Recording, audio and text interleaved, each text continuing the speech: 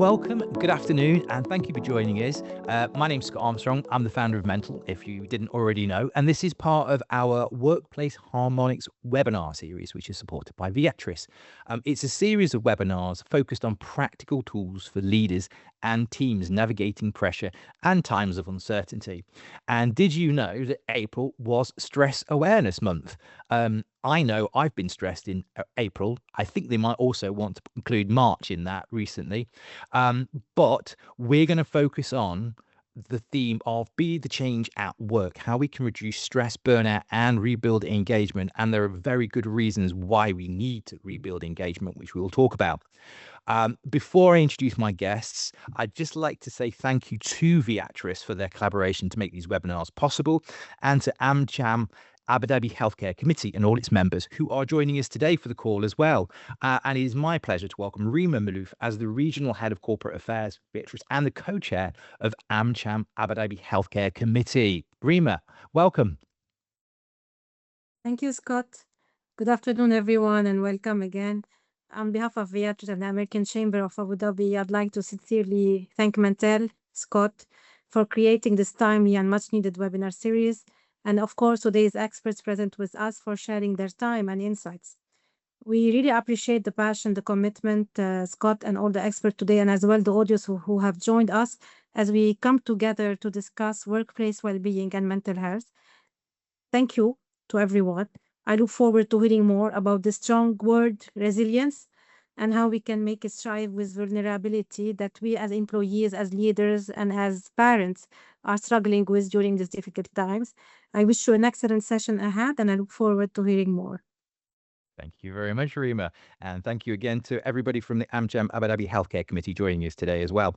I said there were very good reasons why we needed to rebuild engagement. A new piece of research that mentl's just done, based on the Gallup Global State of the Workplace study, which comes out every year. The cost of disengagement in the GCC, up to $200 billion. Here in the UAE, it counts for about $50 billion. Over in Saudi, around $100 billion. And if you were wondering, in the UAE, that's about 28 million per hour. Right.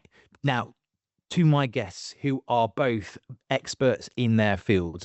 First, I'd like to welcome Dr. Valentina Faia, who is a specialist psychiatrist at the BioPsychoSocial Clinic, and Andy Fieldhouse, who is a team relationship and dynamics coach at the Team Space, and he's also the author of the best-selling book, Getting Teamwork Right. Did I get that right, Andy? Absolutely, you did. Thank you. Great stuff. Welcome to you both. Thanks for joining us. So let's kick off. Valentina, I'm going to start with you, if I may. When stress becomes prolonged in the workplace context, and right now we've kind of got this we've got it inside and outside the workplace. But when it becomes prolonged in a workplace context, what's actually happening to our people, sort of from a psychological, but also a physiological, which is not easy to say, point of view? And from that, what's the most important thing leaders should understand about how stress shows up with their people? Thank you for the opportunity to talk about this topic because it's very dear to my heart. And I see a lot of people coming in, especially in the last couple of months, with what we call chronic stress. Because when stress becomes prolonged, medically it becomes a chronic condition. And so we move from an acute reaction to something more prolonged, established, and difficult to deal with. And stress shifts from an adaptive short-term response to something else, a state that truly alters the brain function on one side and the body system. And it's funny because people who are very stressed sometimes present with different features. They come and seek help, and they come and show up to my clinic and say things like, could I have developed ADHD? Because the symptoms are actually very, very similar. And then in the assessment, in the chat that we have with our patients, we observe that actually there is an alteration in the prefrontal cortex functions, in what we call the executive functions. So the condition that people have to deal with when stress is prolonged in the workplace especially is actually very similar. And it can be confusing for some people to understand and to acknowledge. It's simple things. It's reduced concentration, lack of focus, reduced working memory, increased errors, indecisiveness from a more psychological point of view, but also somehow the tunnel thinking, which mimics the hyperfocus. Is not clearly hyperfocus, but it's in a similar domain.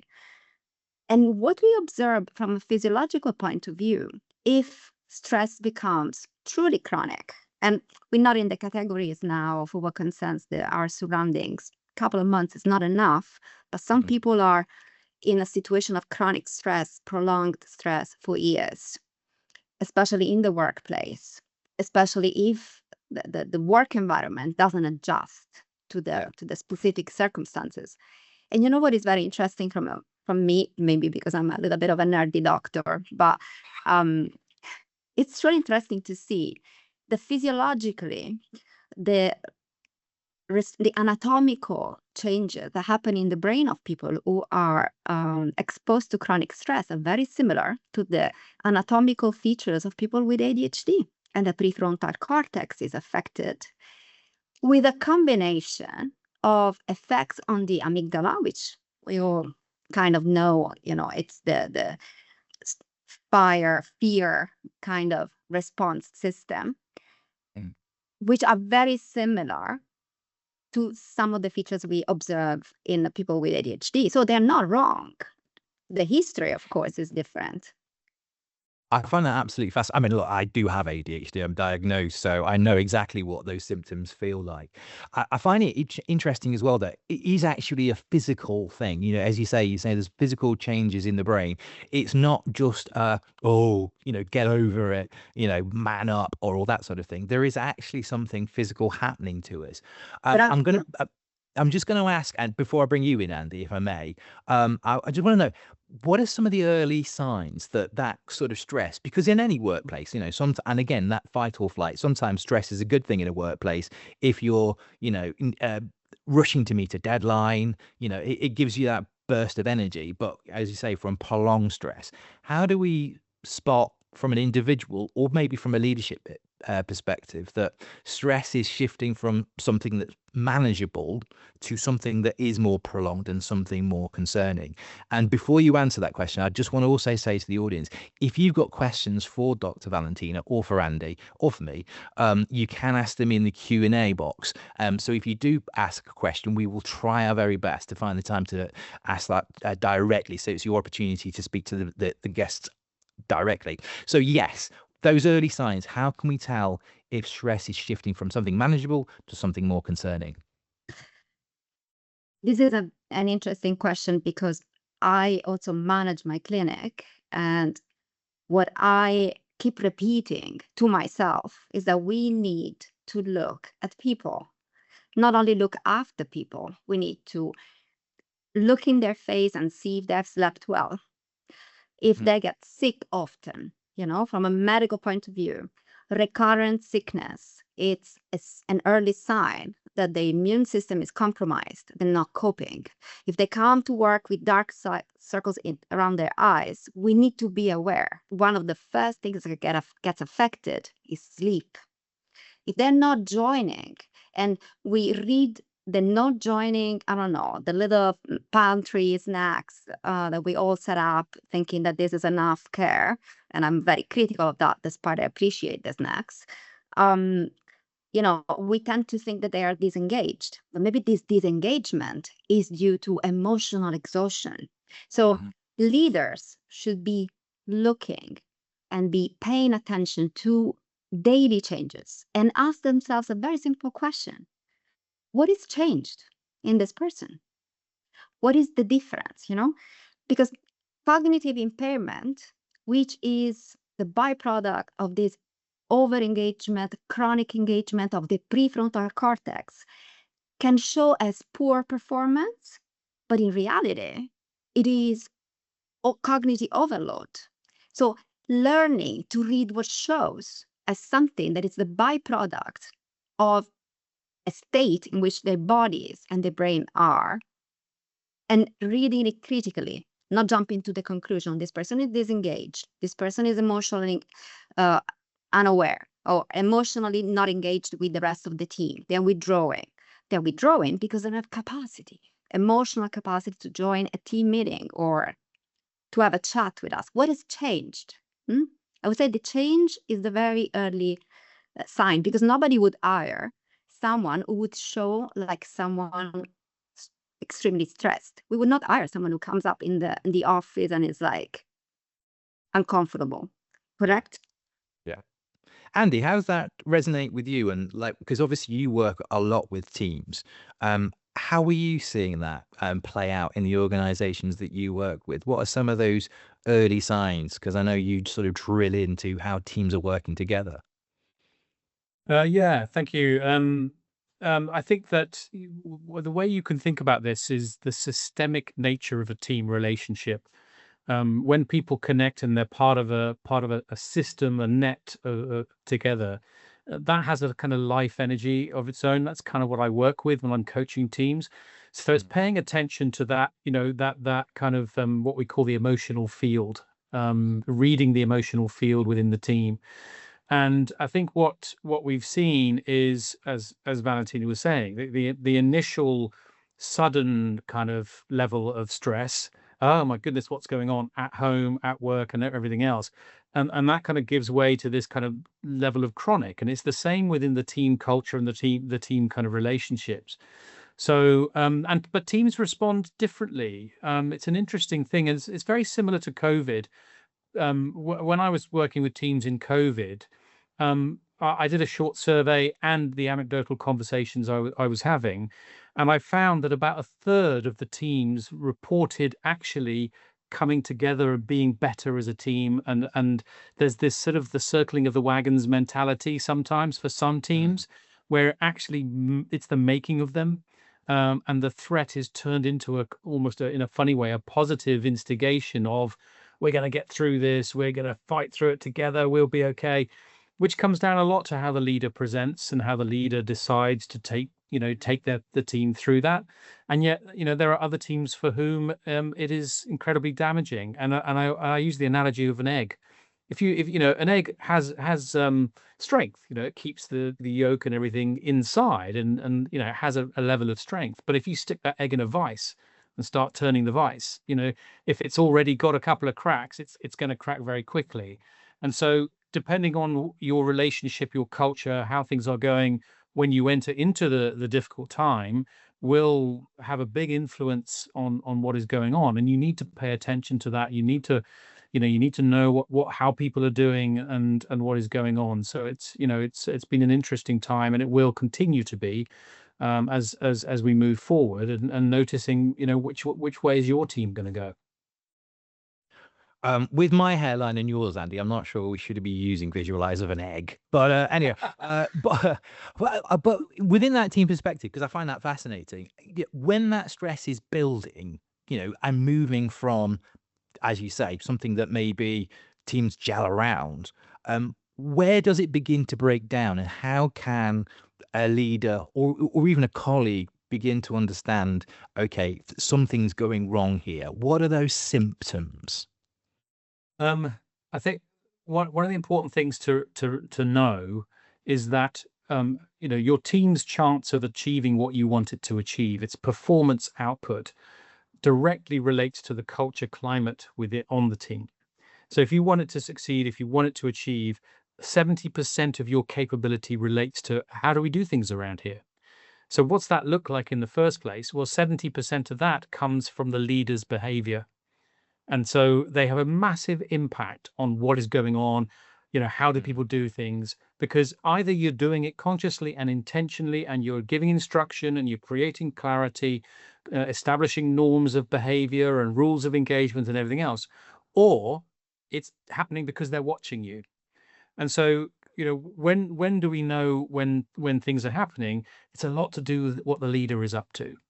And leaders who go silent, leaders who are ambiguous or inconsistent or unfair, will quickly lose the team.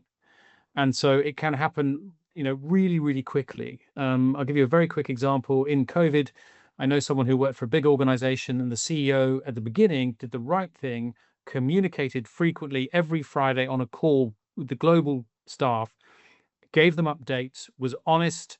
It's going to be hard. It's going to be tough. We're not going to get through it without losing people. Okay, fair enough. But everyone appreciated the clarity and the communication and the regularity. But then he made a mistake, and he said, if we are going to lose people, if we're going to have to make redundancies, you will hear it from me first. And then a few days later, before the next update, the WhatsApp message groups went wild with people saying, oh, I've just been called to see my line manager. Have you got? Yeah, I have too. Bang, bang, bang. And they were all made redundant by their line managers in those meetings. And they were like, what? I thought we were going to hear it from the CEO. And trust went off a cliff as a result of that inconsistency and basically that betrayal of trust. So, the leader's behavior, how the leader is doing things is hugely important. So you will see that, and the rumor mill in the kitchen and at the snack bar will take care of it. People will know, people will talk. If there is silence, they will fill the void with conjecture and opinion and gossip. And so you can very quickly feel the changes in these relationship systems with that gap of information. I can see you nodding, Dr. Valentina. Andy used a really important word there. From a psychological perspective, how important is trust within an organization, and for individuals, for each of us, to trust each other inside an organization? I think I can bring in my clinical experience in working with a lot of, executives and professionals and in the region, apart from the current circumstances, which are exceptional, but there's always an enormous amount of stress and pressure. Yeah. And I want to make a very clear comment on that. It's not even only psychological. I think this is existential. We need to trust the people that we spend the majority of the time with, because we spend 8 hours, let's say 9, let's say 11, more reasonably, all considered, between the meetings and the call that I take from the car going home, and and the time I spend, working with my team outside of working hours. We need trust, because humans only thrive if their emotions are contained within boundaries. And the other very important part is that the people that I work with come clinically and tell me how they feel, and they ask, am I burned out? They are never people who have worked very hard only. Those are people who have worked very hard and have been facing a sense of hopelessness, have been facing injustice, unfairness, people whose values are not aligned anymore with the values of the company. I don't know if Andy has a different experience, but this is what I see. I see people who are happy to work very long hours, to travel. We have a population that travels every week. I mean, those young professionals, God bless them, they are super strong. They go to Saudi, they come back, and then they party. They really want to work hard and be performative, and they see that as a challenge. They don't see it as, a defeat. But when the values are not aligned anymore, when your efforts are not, recognized, and the trust is broken, that is when you go in burnout. That's my experience at this clinical. I think that's a really important distinction, actually, because burnout we do associate with just working too hard, working too much, Andy. But that it is actually deeper than that, and it's not somebody that's overworking, but it's somebody that's working hard while lots of other things are going wrong in the organization. Yeah. And it is an important distinction, because work can be fulfilling and exhilarating and hard, but really rewarding. And you don't mind doing long hours because you want to be there. And, that concept of flow, when it's like, oh my goodness, the day's nearly gone. And it feels like, I've been doing not nothing, but, where's the time gone? And there will be people who will be, stressed and burnt out, who are doing 7-hour days. So it's not just about time; it's what's the quality of that time that is being spent, and what is going on for you. I agree completely. Well, I'm going to ask our audience to get involved now. Trust us, this is a psychologically safe space. If I can get the technology to work, we're going to launch our first poll. So we'd like you to vote and tell us what's contributing most to the stress in your organization or team. Or, you can also talk about a past experience.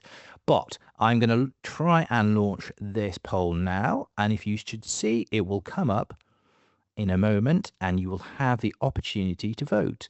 Fingers crossed, it's whirring around and now live. Can you now see the poll? Here we go. What is currently contributing to stress in your team? Is it high or unclear workload, a lack of role clarity, too many meetings or interruptions? I'm sure we could relate to that. Pressure to be always available, or poor communication and alignment?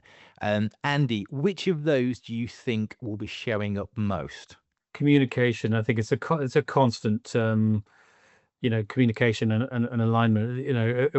The biggest complaints I work with are toxic culture, working in silos, communication issues. Probably those are the top three problems that teams have difficulty with. So I'd imagine that just gets exacerbated and kind of grown. But every organization and I know every team is different. So you might find an even split with these kind of things depending on their situation.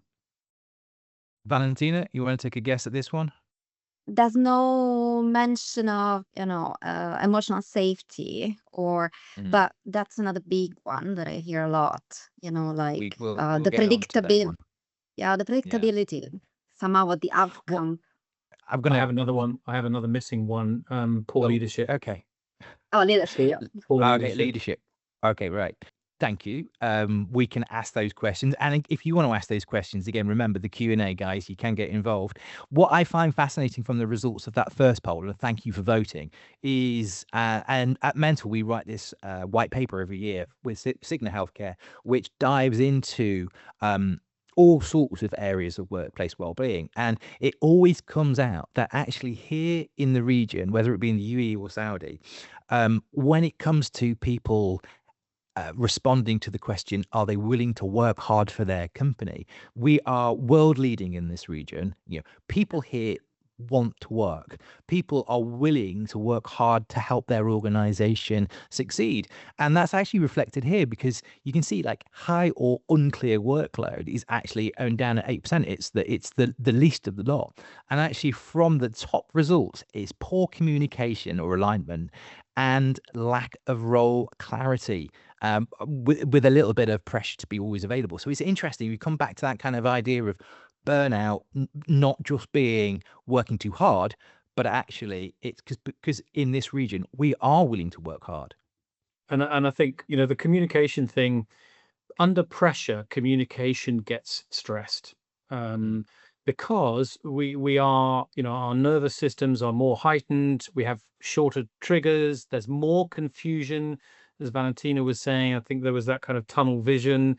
You get attached to your outcome or your mode or mood, and that will cause greater tension and conflict between people. So I think that, heightened stress and more pressure will stress communication in a big way, between people. If I can add something, clarity of communication, clarity in the decision-making process is one of the most powerful psychological buffers that we can offer to our employees or any ways at work, because it directly shapes the way in which the brain responds to different situations. Because we are, as humans, we want things to be manageable and predictable. So if my communication is clear, my expectations are clear, my goals and my objectives are clear, my brain saves a lot of capacity, which is actually used at work. If instead I'm given different information, different communications, and my targets are constantly moved around, my objectives are changed, and there's no clear communication about the reasons why those things happen, that implements a system in the brain, activates a system that says basically danger, careful. The activation of the amygdala is this. It's, oh my God, what's going on? Am I safe? Right? Mm-hmm. So clarity is simple as a tool, and it's extremely convenient from a financial point of view, because you assign a task and you just abide by the task. And the person is actually, even someone who is already under a lot of pressure, is able to accomplish that task. But if it changes continuously or it's unclear, it becomes unmanageable. That seems, Andy, as a really good starting place for organizations that if they or leaders, if they want to make a change, that seems like something that they can start with straight away is examining clarity. Again, the research that we do at Mentl, like I say, this region, one of the hardest working regions in the world, but also the levels of stress inside the workplace are also among the highest in the world. So where are those places? Is it clarity? And how do you see that lack of clarity damaging an organization versus an abundance or clarity done well, improving an organization? Yeah, absolutely. And this is at any time important. It becomes even more important when there are other factors that are influencing and distracting your people because they're worried about their kids at home and their own disruptions, homeschooling, etc., etc. So, yeah, I completely as well. Yeah. As Valentina is saying, it means their brain is being used for other things, and that it's like it's like a computer. It's only got so much RAM or gigabytes or whatever, and then if you fill it with worry, then it's not going to be functioning and doing what you need it to do. Everyone at work is there by choice. I say this every single time I work with teams.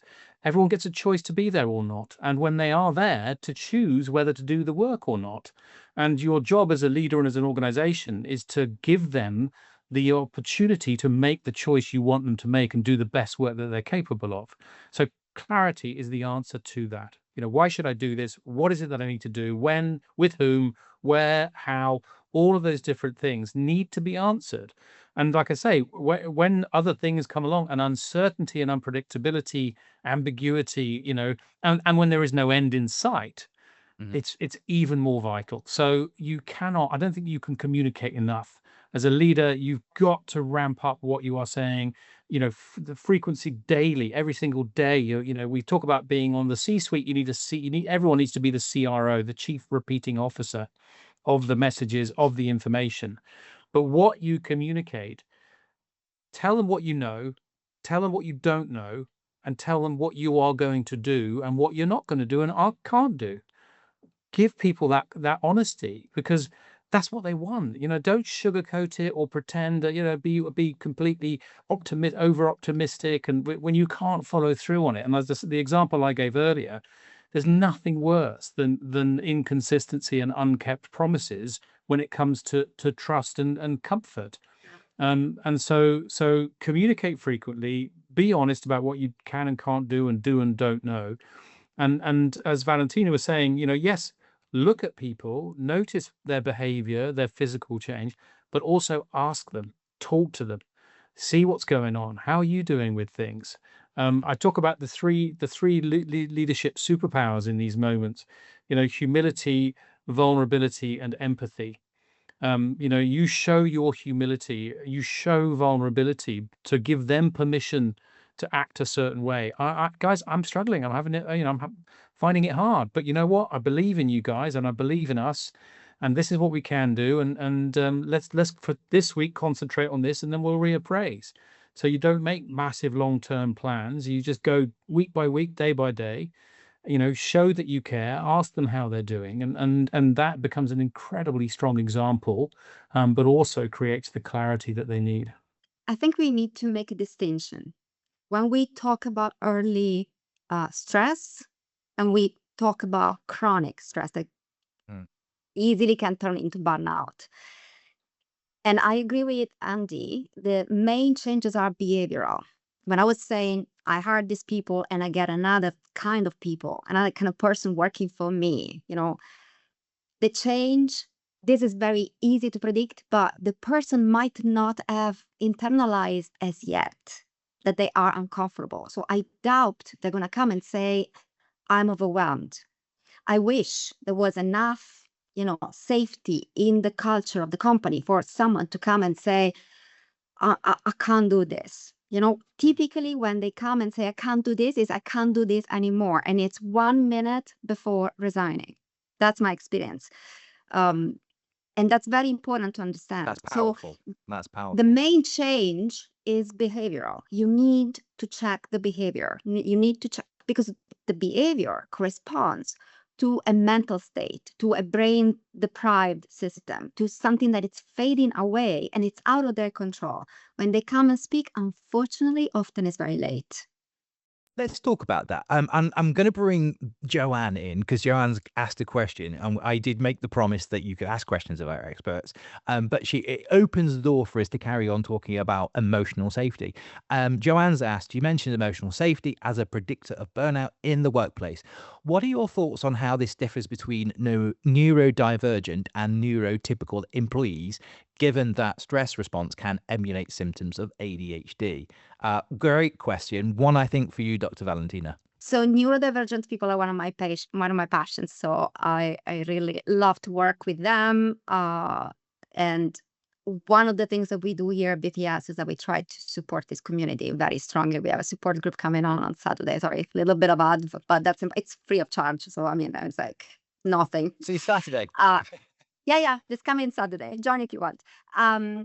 Because we do know that there are very specific features, and I have observed different behaviors.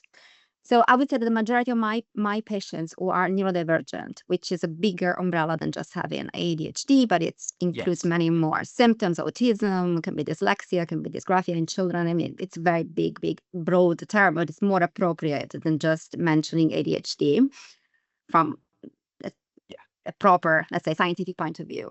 Some of them were absolutely calm during the recent storm that we just probably are getting, out of.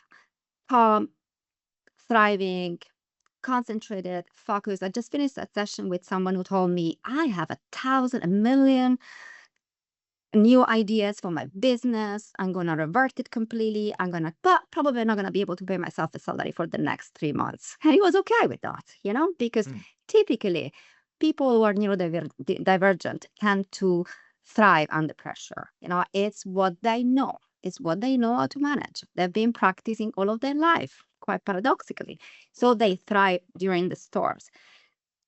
Would it make sense to know what is the, let's say, brain function of someone? Yeah, I think it is something that has to be included in the conversation.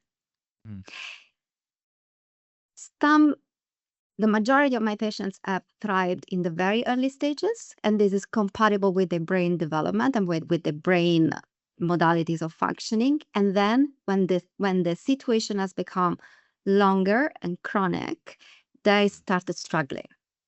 So they were fine, we'll navigate that. It's fine. I'm going to do this. I'm going to do that. Let me see the patterns. Let me identify what the triggers are. But then, as is expected in someone who was neurodivergent, they started struggling down the line, and they're struggling now. Now that things are going back slowly to normal.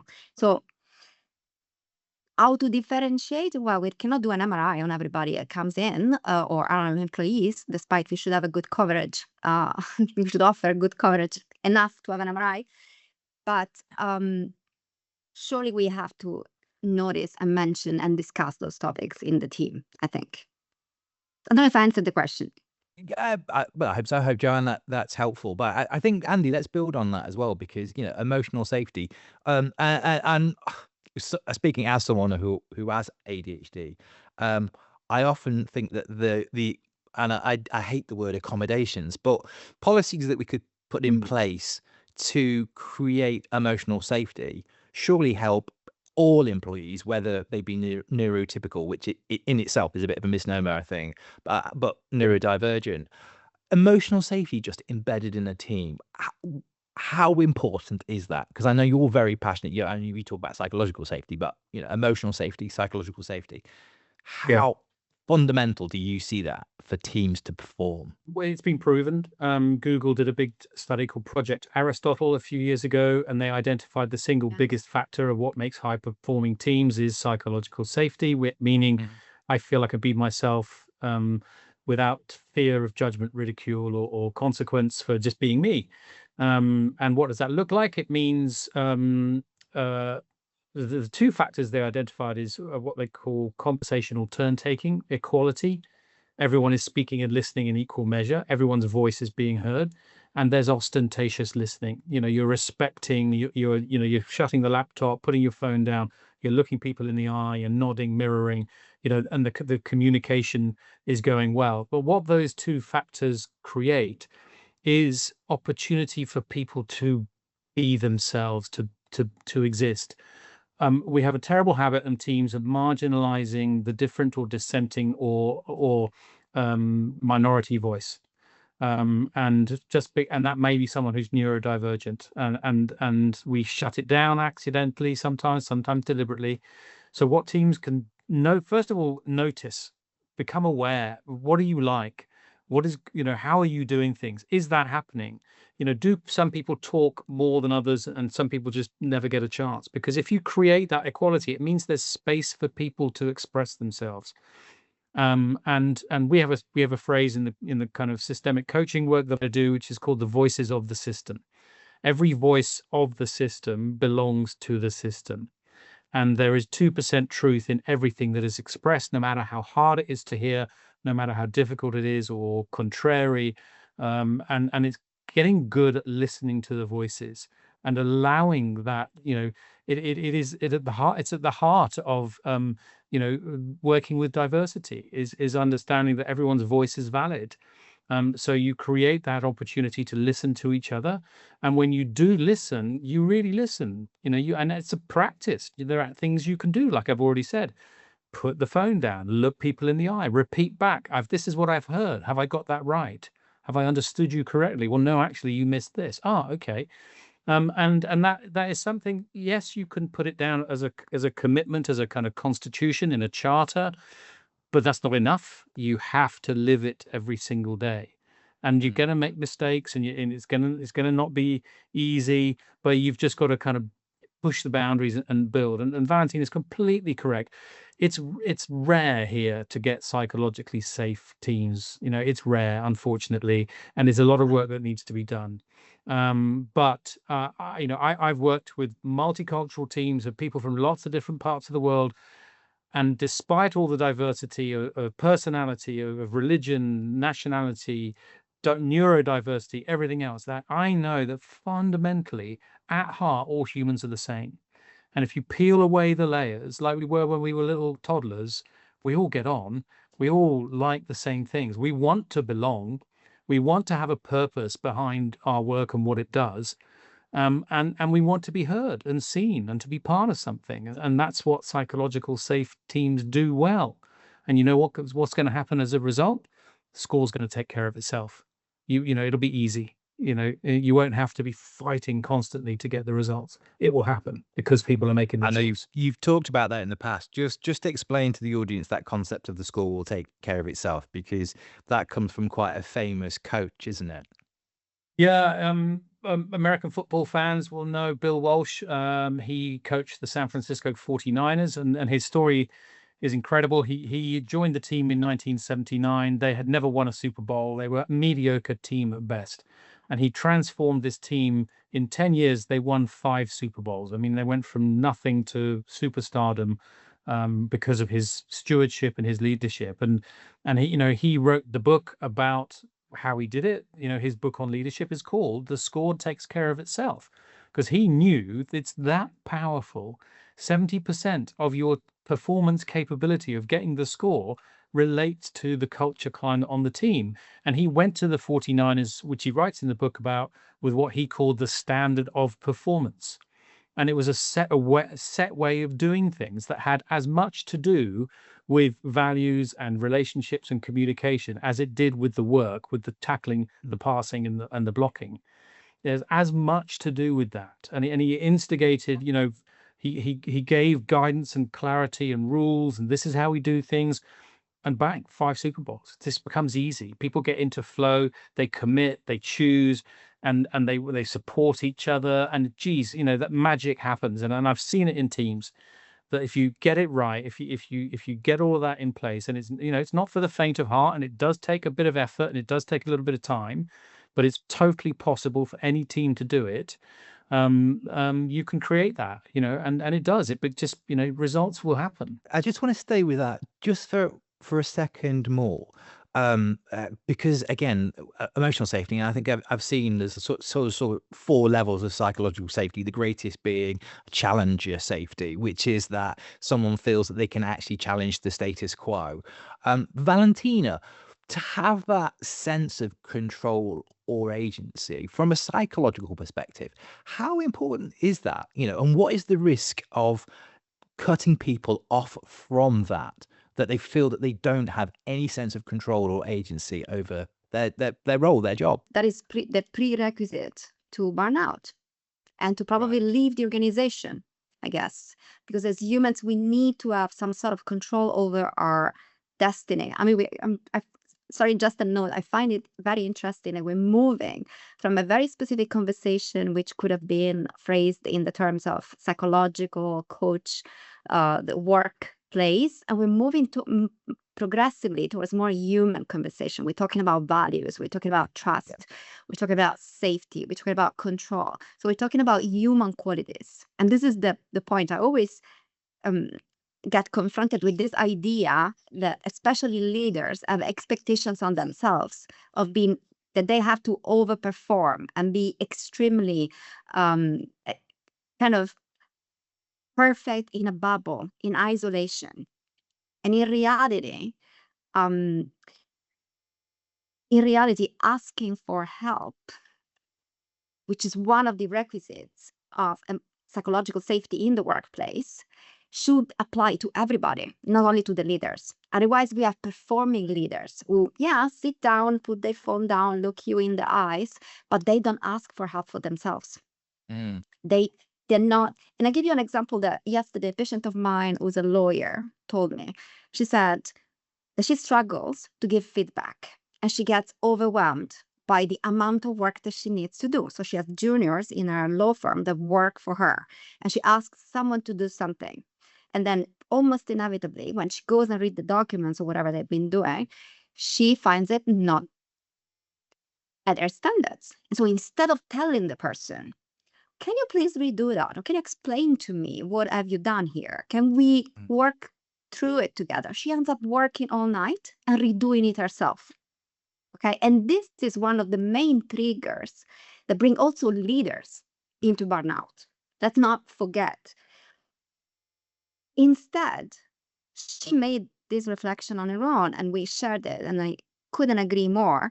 It's so important to be able to receive and to be able to give the feedback, because that's the learning process. And feedback is one of the elements of a good, of a strong culture around emotional and psychological safety. The ability, the predictability of the feedback, and the ability to give and to receive feedback, which goes back to that sense of control. Because if I know that I'm given feedback, that I am tracked in my work production, but I have agency within those brackets, that is where I can perform to the best of my abilities, because my brain is free. I have boundaries. I have a leader who takes care of addressing my needs and addressing my scope of work.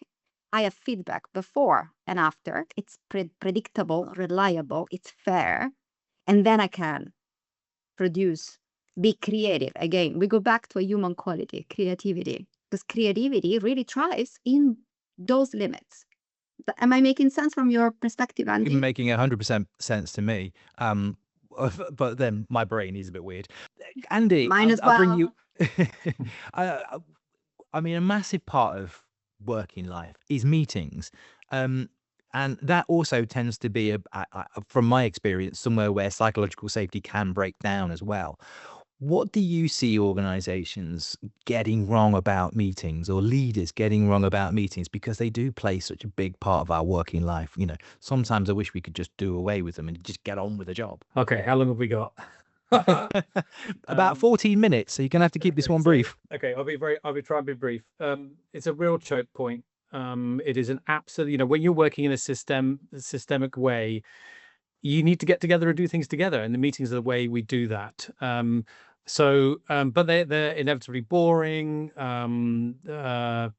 People don't talk. There's so many things that happen. The thing is to make them quality, to make them something that people actually look forward to. Even the finance meeting where you've got to crunch the spreadsheets, for those of you who don't like spreadsheets. So I think a few tips. Watch the equality of turn taking, of who's speaking. Leaders tend to dominate conversations. Liz Wiseman, who wrote Multipliers, has a great tool where she gives a leader 3 chips, 2 minutes, 60 seconds, and 30 seconds in an hour meeting. It says you can only talk when you play one of your chips, and when you've played it, it's gone. And they're like, what? I can only speak for 3.5 minutes in an hour-long meeting? And she goes, yep. And it's just to try and encourage them to speak less. And then it makes you really think about what you're going to say and makes it real quality. So think about, how much time is being spent just waffling, the efficiency of the meeting. Secondly, what is the purpose of the meeting? What's it actually for?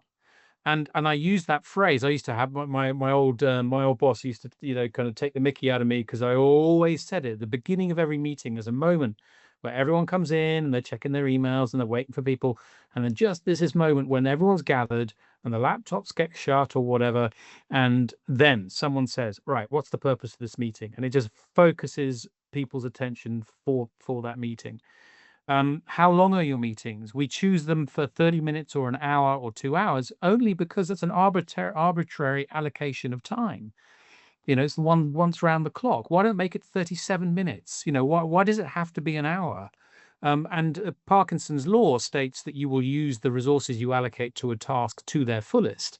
So if you allocate fewer resources, you can't cut it by 3/4, but if you took 10 minutes, 15 minutes off your meeting, you would be more efficient and you would get done in 45 minutes what you were getting done in 1 hour. And then you can use the full 15 minutes for team relationship work or a conversation, check-in, something else like that.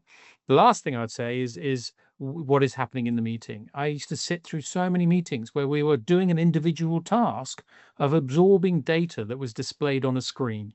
I could have done that on my own before I got into the meeting. As long as there's a commitment to reviewing the data, send the slides the day before, tell everyone it's a deal breaker. You have to review it. Come with your questions. We are going to use the time to make decisions on the data and not spend the time looking at the data. So question, what are you doing? Does it have to be, it should only be something that you need everyone to be there in the room. And one more. Is everyone necessary? I've seen big egos have 30 people in the meeting for 3 hours, making them look powerful and important, and half the people in there don't need to be in the room. So just a few thoughts on making your meetings, less stressful, more efficient. So audience, it's time for you to get involved again. I'm going to, because we've got literally 10 minutes left and this conversation is flying by, and I'm going to fully utilize my full hour of this meeting, but I'm going to launch our second poll. So in a second, we're going to try and focus on what might you do over the next 30 days to make a change in your team. What do you think would be most helpful? Clarifying priorities and reducing low value work, reducing or redesigning meetings along what Andy was just talking about there, clearer boundaries on availability, introducing regular check-ins with the team, which is obviously something Andy and Valentina have been talking about the importance of, or protect time for focused work. Again, sometimes, and I know this because and Valentina, I think you'll relate as well. I find the interruptions with ADHD, sometimes you need just some time, just like no interruptions. But please vote now. Let us know how you're feeling, what you think we can do over the next 30 days. Andy or Valentina, what do you think, either from those responses, or I'm sure there could be 15 different options on there, but what do you think? The check-ins. Check-ins? Yep. And Andy, what do you think on that? Yeah, I think it depends if you're the team leader or just a team member. I think maybe it will be slightly different for you. Yeah. It is situational depending on what is going on at the moment. So it really does design. It depends. Although having given all that advice about your meetings, I see everyone's got perfect meetings. They don't need to change them. Yeah, no one's gone for that one at all. No, no. But I mean, and thank you for validating me, audience, by also then saying, actually protecting time for focused work is one of the things that we need, which I think is really, really important. But they also do, the audience is really gelling with what you've been saying as well, which is check-ins being important, but also clarifying priorities and reducing that low value work. Thank you for voting. I'm going to check because I think we may have had a couple more questions come in, or maybe not. One more comment. Oh yes, we've got another question from Philippa. How do we best support people through the uncontrollable, the things we can't offer reassurance on, the recent situation, the challenging economic situation that everyone's navigated, particularly in the GCC, obviously linked to what's happening in the world, and plus the pressure to win and retain business, realistic threat of job loss. Yeah, I mean, that's hard, isn't it? Because right now we're all working hard. There are things that are outside of our control. So Philippa's question, how best to support people through the uncontrollable. I'm going to start with you, Valentina, if I may. How do we support them from a psychological perspective? I have to link with what Andy said. I think leaders need to be authentic. They need to be relatable, and they need to show up for their team, especially when there are circumstances like the current circumstances we're facing. The uncontrollable can become controllable if we break it down into pieces. And so we can't control the war, but we can control ourselves. And we can encourage our team to do the same. We can speak up about the need to self-regulate, to take care of their physical health, of their bodies.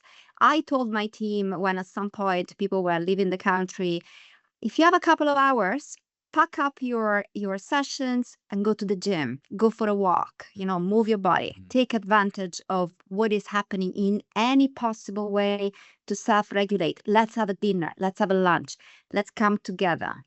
You break it down, the isolation, the fear, necessary, you come together and all of those feelings are dealt with in a different way. So we can't control, that's the reality. We can't control the unpredictable. We can't. And it's something that we have to accept as humans, but we can break it down and control the little portions of the unpredictability, day by day, hour by hour. And if we do it together, there is a chance that we can, have a laugh and see I think humor is a great resource as well. So that is, and regulation, which means bringing it back to the basics, sleep, food, movement, the balance of your body. The body takes over sometimes in the emotional responses. If you bring back the body into balance, that can regulate your brain as well. I was actually going to ask you that as well, 2 or 3 things that people can take away just to regulate stress and protect their well-being in periods like this. So it's the back to those basics, which is look after your body.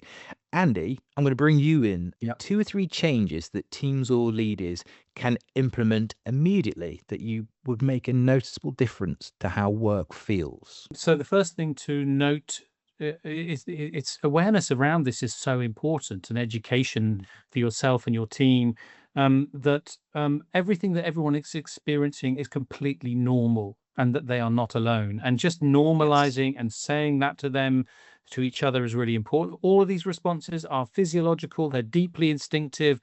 We're going to have them. But if you just being aware of that and so go, okay, fine, this stuff, what I'm doing, I'm not the only one, and it is normal and it's going to happen, is really important. Number one.